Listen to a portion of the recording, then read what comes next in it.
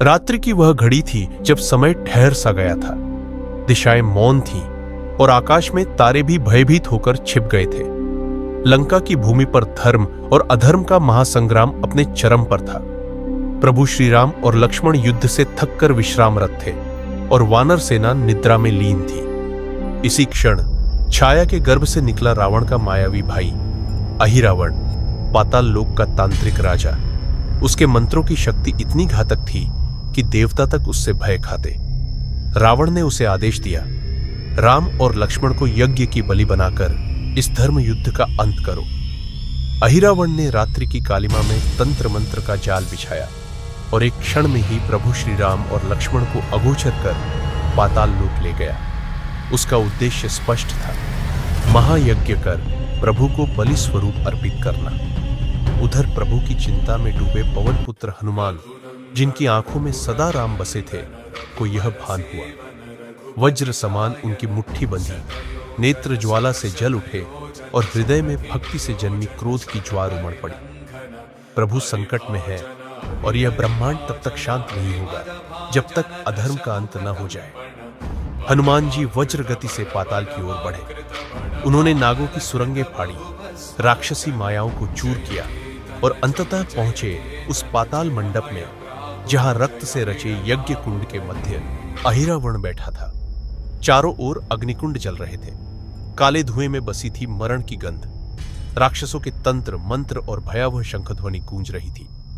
हनुमान ने युद्ध छेड़ दिया, परंतु जैसे ही वे अहिरावण के समीप पहुंचे, उन्हें यह विचित्र रहस्य ज्ञात हुआ। अहिरावण अमर था जब तक उसके 5 प्राण, जो 5 अलग अलग दीपों में छिपे थे, एक साथ नष्ट न हो। उन 5 दीपों की रक्षा कर रही थी मायावी दिशाएं, पूर्व, पश्चिम, उत्तर, दक्षिण और आकाश। यह सुनकर हनुमान जी ने एक क्षण के लिए नेत्र बंद किए और जब उन्होंने ध्यान लगाया, सारी दिशाएं कांप उठी, धरती थर्रा गई, पाताल का आकाश चीरता हुआ प्रकाश फूटा और उस प्रकाश में जन्म लिया पंचमुखी हनुमान ने। पूर्व दिशा में नरसिंह मुख, जो अधर्म का नाश करे। दक्षिण में गरुड़ मुख, जो विषधर नागों को भस्म करे। पश्चिम में हयग्रीव मुख, जो ज्ञान और तंत्र की माया को भेदे। उत्तर में वराह मुख, जो पृथ्वी से अंधकार को बाहर खींच लाए। मध्य में वानर मुख, जहां भक्ति और बल एक हो जाए।